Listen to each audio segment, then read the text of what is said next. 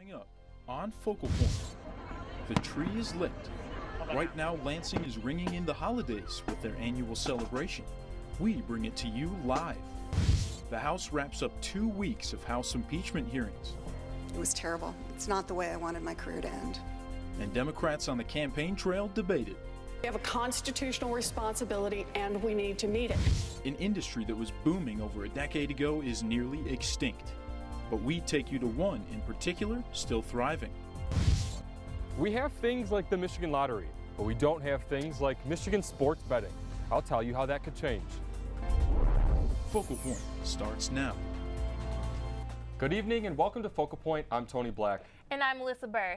Thanksgiving is less than a week away, and according to Andy Williams, it's almost the most wonderful time of the year. Yes, bring out those lights and hot cocoa if you haven't already.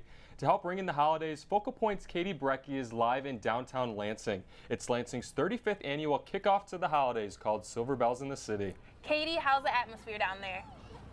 Yeah, guys, it is cold out here. You can see my breath. It may be warm in the studio, but it's cold out here.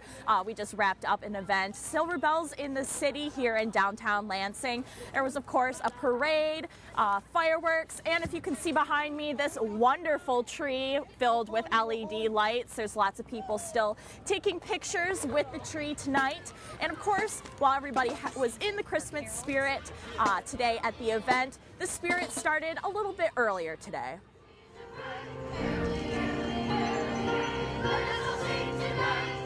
'Tis the season for carols, the kids, they come down in a choir, for charity, and for the holidays. I'm really excited to have thousands and thousands of people, tens of thousands of people here in downtown Lansing. The 35th annual Silver Bells in the City is a time-honored tradition in downtown Lansing. A toy drive that will last all season kicked the event off. From donating toys, bright twinkling Christmas lights, and Christmas carols, Lansing is getting ready for the holidays. Isn't that right, Santa? Oh, that is correct.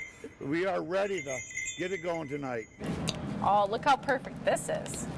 Tiffany Dickerson is a firefighter in Lansing. All year, she looks forward to hanging lights on the truck. Oh yeah, we always have a good time getting together and decorating the engine. It's a fire truck turned electric light parade float. This is the first time I'm going to be driving this time, so this is the first time I'm driving it. And her whole crew has fun decorating. It's not a parade without a fire truck, right? So. And getting in the holiday spirit. Merry Christmas, everybody, okay? You look like Santa Claus. Do I look like Santa Claus? Now, back out here live. If you missed the fireworks earlier, don't worry. We're going to play them back a little later in the show. But right now, Alyssa, Tony, I need to go find some hot chocolate. I'm getting a little cold. We're live here in downtown Lansing. I'm Katie Brecky, Focal Point News. Of course, it has got to be cold out there. Yeah, thanks, Katie. If you missed the festivities tonight, you can still see the tree lit every night through the holidays. One thing that probably isn't going to light up tonight is this massive sign.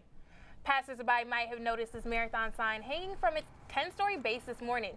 The sign, about the size of 3 cars, might have blown over in the wind, according to a marathon worker. The Meridian Township Police were called, but not too many people seem to be noticing. Drivers continue to park directly underneath it for most of the day.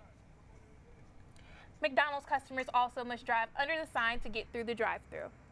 A Lansing staple is set to close early next year. The Frandor Sears announced a few weeks ago it's closing. The department store has been leasing that location since 1954. The store is holding a going-out-of-sale business sale. Pat Gillespie owns the business. The building, he says there's still 10 years left on the contract. He's not sure what the corporation will do with the space. We're really not sure if they're going to stay that long, look to sublease the building. So we're having a lot of communication with them, and they haven't figured that out yet.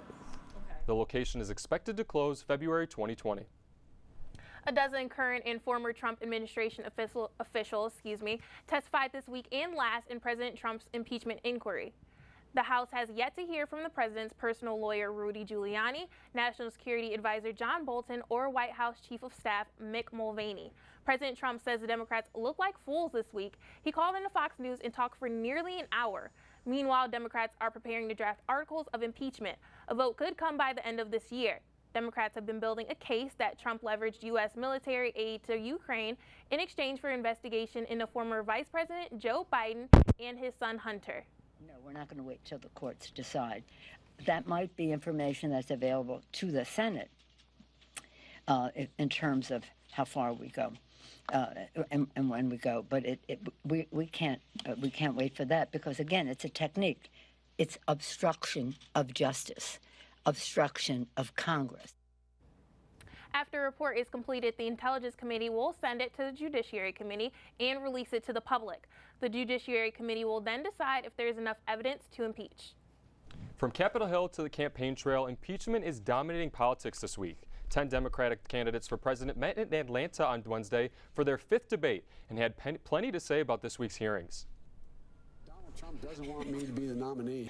We have to establish the principle no one is above the law. Constitutional process of impeachment should be beyond politics. There are clearly two different set of rules for two different groups of people in America.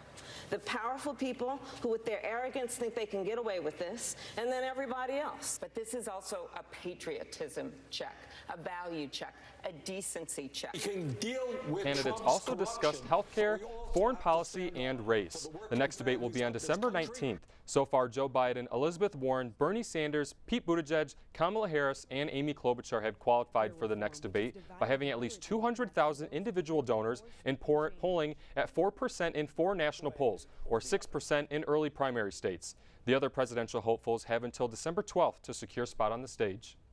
Primary season kicks off in Iowa on February 3rd. Michigan's primary is March 10th. New groups sometimes struggle to find their place in society. The transgender community might fall into that category. As Focal Point Sam Britton tells us, the group gathered this week at the Capitol for 20 years of remembrance. This is our chance to educate and create awareness, to normalize gender divergent identities. A rally at the state capitol. A typical Wednesday morning in downtown Lansing. I wanted to open up to him so badly and tell him who I truly was, what I had been hiding for the 20 years that he knew me. A day of remembrance for those who are no longer with us. To acknowledge those trans people who have lost their lives due to violence. Roz Keith of Stand With Trans teamed up with Free Mom Hugs to put on this event. Some will be accepting and loving, others will not. Like internet trolls, she says to steer clear of them. Do not engage with these folks. After her female-born child came out as transgender, Keith started Stand With Trans. And so we knew that there were so many out there like us who needed community, they needed connection, they needed people to talk to be able to just share their concerns and their fears and their worries for their kids. Some might have lost family members and friends because they were transgender, but today was both a pick-me-up and a protest for those who might be struggling.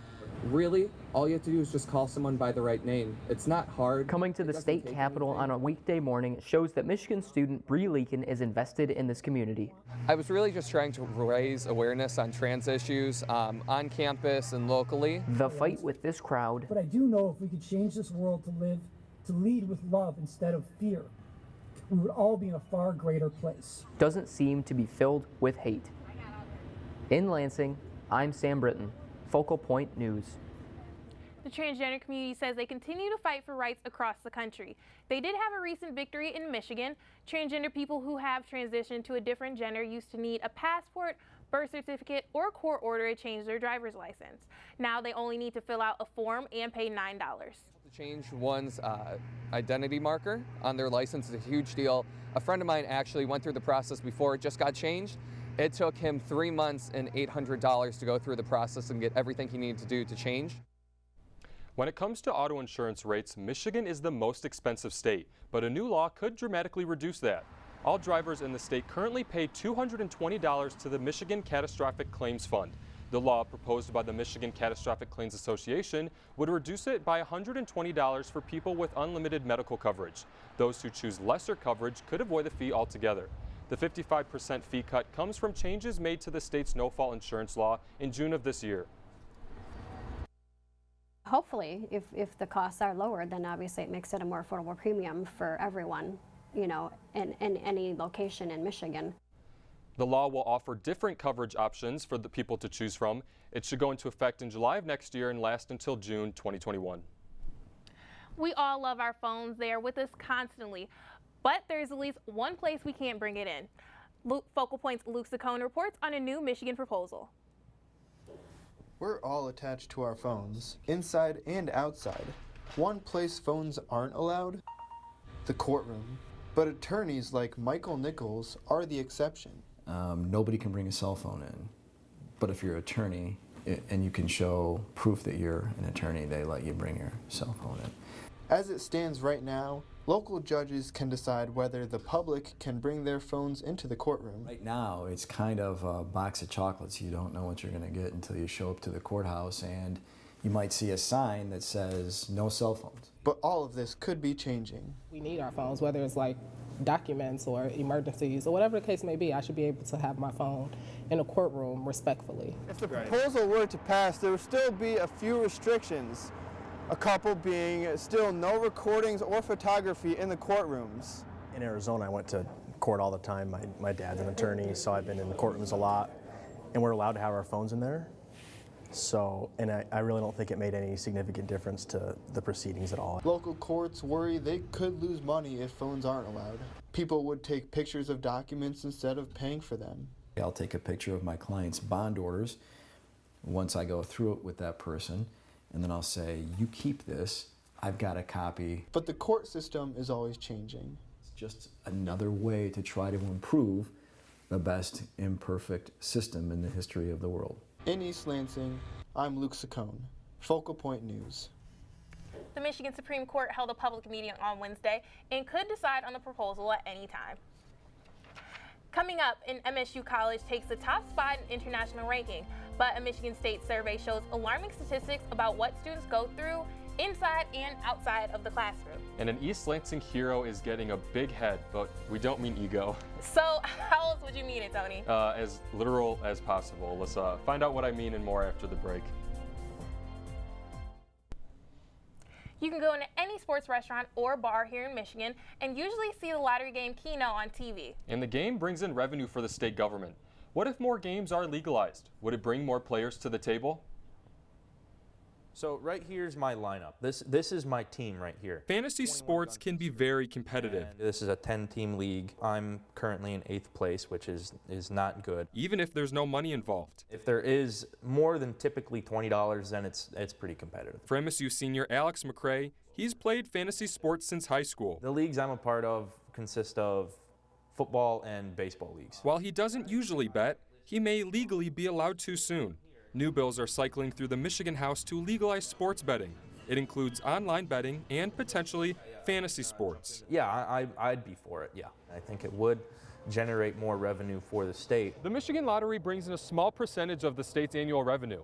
While sports betting would definitely benefit the players, the state maybe not so much. It's not going to generate huge amounts of revenue for government. Ron Fisher is an economics professor at Michigan State. He teaches a class about the business of sports. Sports betting might take away from other forms of gambling, and particularly state lotteries. And he's done studies about lotteries. State lotteries are the largest source of gambling revenue for government. But he says that's actually relatively small. Out of the $24 billion 2019 revenue, lottery only contributed about 4%. The state lottery generates a lot more revenue for state government than sports betting ever would. While the revenue may not be large, Fisher says it's about more than just the money. It's another form of entertainment. It's a reasonable business. And if the bills pass, he says it's not for him. No. On the other side of the table, it may be for people like McCrae. Yeah, probably.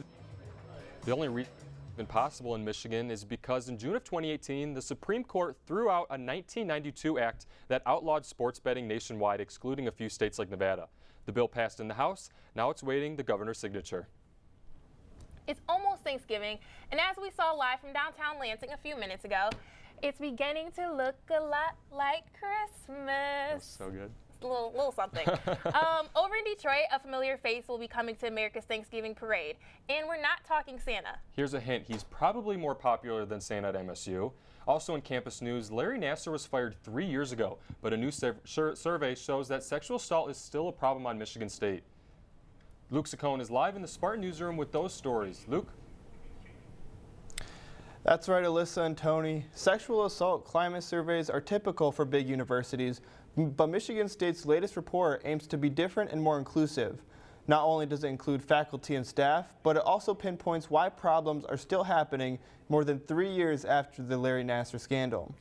The American Association for Universities polled 33 schools this year for its campus climate survey on sexual assault and sexual misconduct.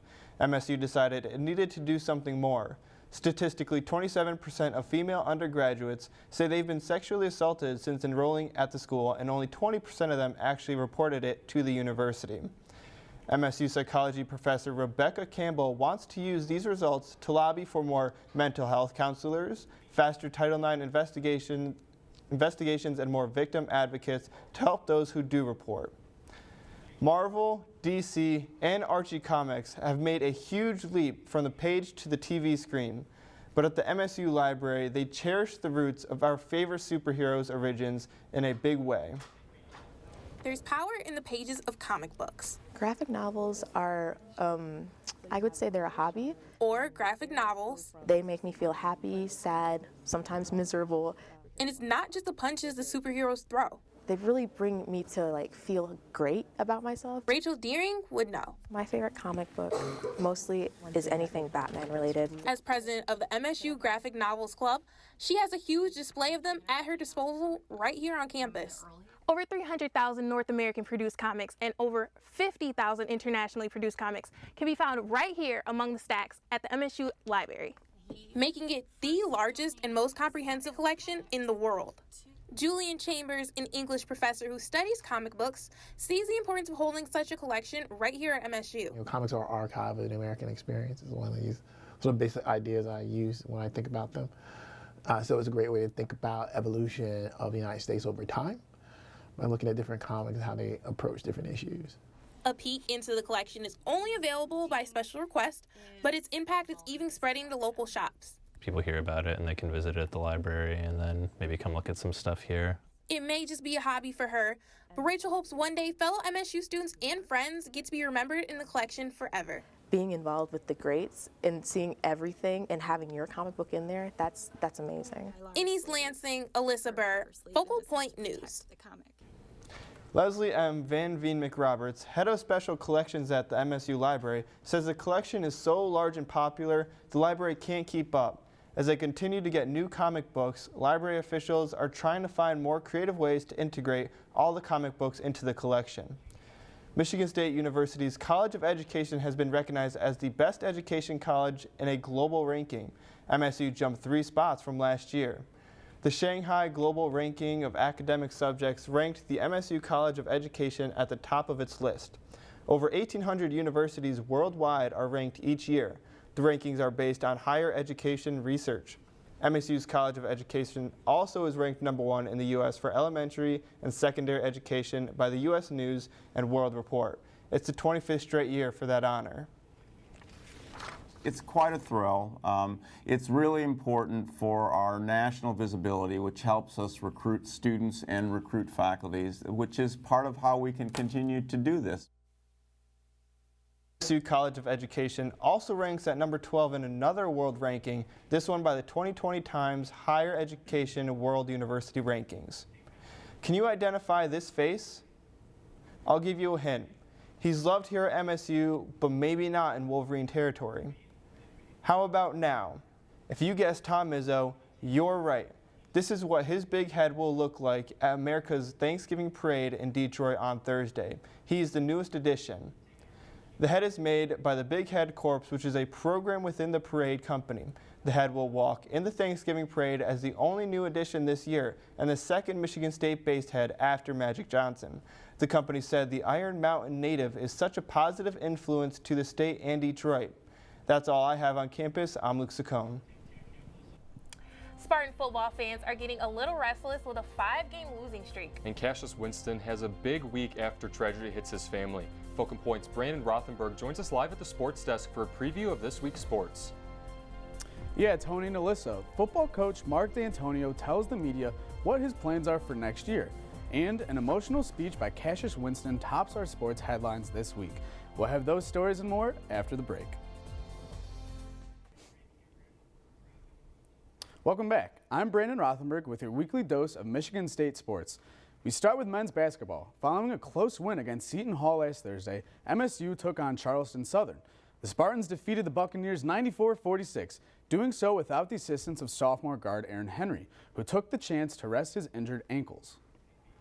In the second half, Cassius Winston gets the Spartans in a solid offensive groove. An assist from Winston to Xavier Tillman, and Tillman sinks the ball, widening the gap, making the score 46-20.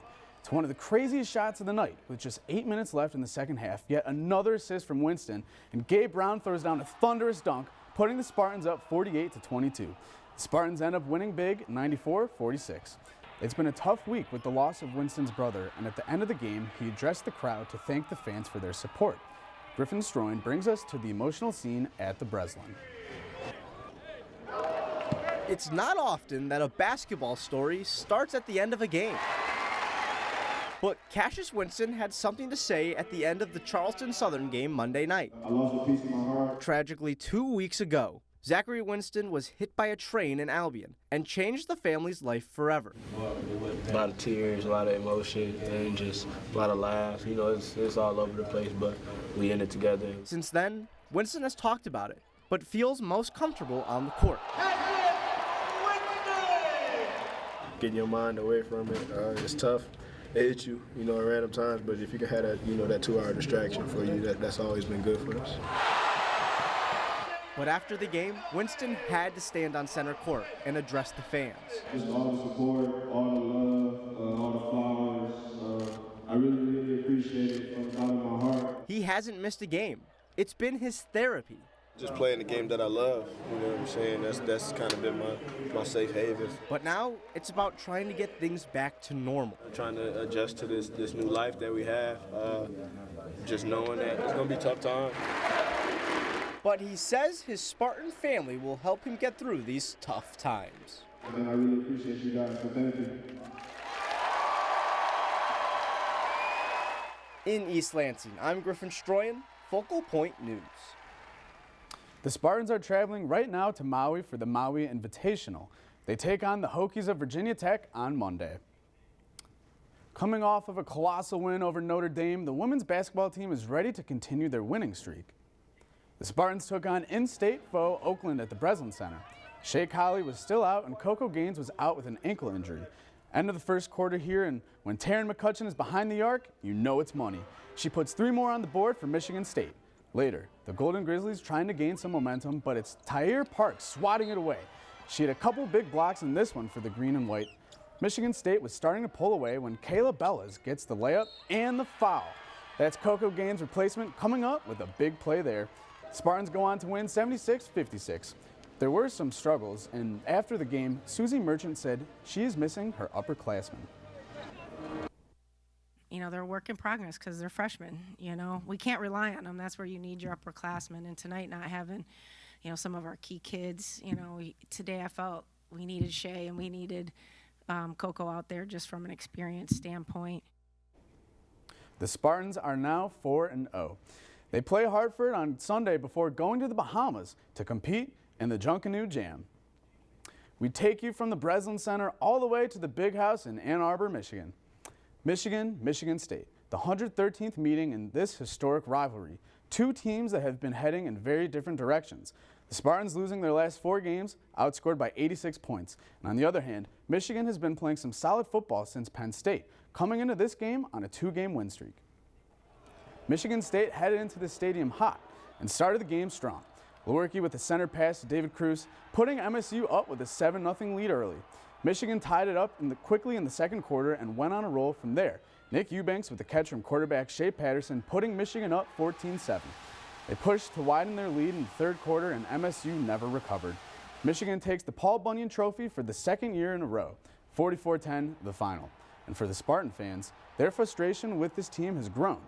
Joe Freihofer has fan reactions and what Coach D'Antonio thinks about his coaching future. The fall of 2019 came with a clean slate, a new horizon. Mark D'Antonio began his 13th year at the helm. The bar was set high. Expectations were high for MSU football in their 2019 campaign, to say the least, and they got off to a hot 2-0 start here at home in the friendly confines of Spartan Stadium. But since then, the largest loss ever to the University of Michigan under head coach Mark D'Antonio. And that game certainly got some Spartan fans talking, which now brings us to here, The Rock on MSU's campus, where today the message reads, "Long live Z Smoothie," the late brother Zachary of Cassius Winston, who passed away just days ago. But on Saturday, after that game, the message here on this rock was anything but positive. The yellow print reads loud and clear. For the students on campus, they're not too thrilled. So the season has not been good. We're not happy with it. They've been all right. I think we need to purge the entire coaching staff. Back a couple years ago, it was great. Now we're 4-6. I'm really surprised that Lorky's still in it. Defense went from good to bad. But D'Antonio made a statement Tuesday. So I don't think I'm finished. He plans to continue coaching next season, and in light of their tough times, something hit him as he went to bed Monday night. I got something off the shelf and I put it on. I looked at it. I said, oh, there's a Rose Bowl insignia on this thing. He sees a brighter future for the program with him at the helm, and perhaps another Rose Bowl. That can happen again, and that can happen under my watch. In East Lansing, Joe Freihofer, Focal Point News. The Spartans are staying on the road for tomorrow's noon kickoff against Rutgers. That's what's happening in sports this week. I'm Brandon Rothenberg. Disney Plus launched earlier this month, bringing animated classics to our small screens. Another Disney movie came out today to the big screen. Eileen Gould has a sneak peek of that movie and more in entertainment. So Eileen, have you been able to let it go? Well, Tony, I was at the theater last night for this big release. I don't know about you, but I've been counting down the days. 6 years ago, Elsa and Anna joined the court of Disney princesses, and Frozen became the highest-grossing animated film of all time. It won the Oscar for Best Animated Film and Best Original Song with Let It Go, and now Frozen 2 is finally here with high expectations as they journey into the past and into the unknown. And if you're not into all things cold, pull on a cardigan and go for a stroll for a beautiful day in the neighborhood. Into the unknown. Into the unknown. Into the unknown. Mr. Rogers, I'm here to interview you. It is so nice to meet you. This piece will be for an issue about heroes. Do you consider yourself a hero? We are trying to give the world positive ways of dealing with their feelings. You love broken people, like me. Sometimes we have to ask for help, and that's okay. With some early releases last night, Frozen 2 made $8.5 million, and by the end of the weekend, it's expected to hit over $100 million at the box office, topping its predecessor's $93 million, making it the highest opening ever for Walt Disney Animation. That's all for entertainment. Tony, Alyssa, back to you. So, Tony, are you going to head to the movies after the show? Are you a Frozen fan? I don't know. I'll probably wait to stream it. Okay. Well, speaking of that, it's been over a decade since we, or at least my parents, would drive down to the video store to rent movies. But as Focal Point's Brandon Rothenberg tells us, if you still want to do it that way, you can. You can come in here and you can browse, and it's going to be there. Melody Rothier has worked in a video store long before Netflix, Amazon, and Disney Plus. Yeah, I've worked at 5 different stores over 11 years. What once was a staple in every community, Family Video in Lansing is one of the few places left in the area to rent a movie. I don't know if it's a nostalgia thing, but it is nicer to just come in and browse and pick something out. Family Video gets new movies like The Lion King and Good Boys a month before streaming services. And it's often cheaper, too. If you are coming in for a new release, you're paying $2.99, whereas if you're getting it on demand, you're probably paying $4.99 to $5.99. Remember the disappointment of a scratched disc? We do offer disc cleanings. Well, those days are a thing of the past. It works so well, and we've brought so many discs back from the brink. It's not just about movies, though. Video game rentals are popular, too. A lot of our game renters are big gamers, and they want to preview a game before they spend the money to buy it. You can't get personal service online. I have a lot of customers who are like, it's just not the same. I want to come in and look around and pick my stuff out and talk to you about movies. But mostly, it's about families coming in for the experience. Everybody comes in, they all come in together, they get a couple of movies, they pick them out together. They get some popcorn and some candy, and they're going to go home and have a family movie night. In Lansing, Thank you for calling Family Video. We now carry CBD products. Brandon Rothenberg, Focal Point News. New release movies are $2.99 for a one-day rental, while other movies in the store range from $1 to $2 for a 5-day rental. Tony, I'd love to have that feeling back of walking into the store and looking for a movie. Yeah, I couldn't agree more. I used to go all the time with my dad and my sisters. Nothing like the good old days. Well, that's all we have for this week's edition of Focal Point. I'm Tony Black. and I'm Lissa Burr. We leave you where we started tonight in downtown Lansing in front of the Capitol with the Electric Light Parade. Have a great weekend.